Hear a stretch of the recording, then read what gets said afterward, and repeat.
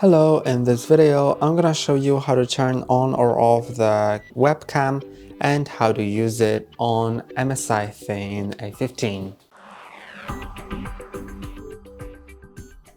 So in order to do it, you need to enable or disable it, you need to go to the settings, then go to Bluetooth and devices, cameras, and now you'll see your HD webcam.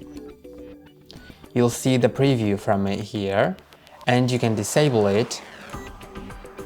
Now the webcam will not be available, so if you're worried about your privacy, then if it's in disabled camera section, then it'll not be able to be used by the system unless you enable it back again.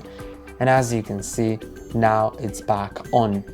And let me show you now how to use it. So you can open any app that you can use the camera in, like for example the camera app, but also Teams, Zoom, or Google Meet, anywhere that you may need your camera, especially probably the meeting platforms or video calls. But I don't have any, so I'll just open the camera app. And then I'm gonna let it access microphone and the camera, and I'm gonna disable a precise location.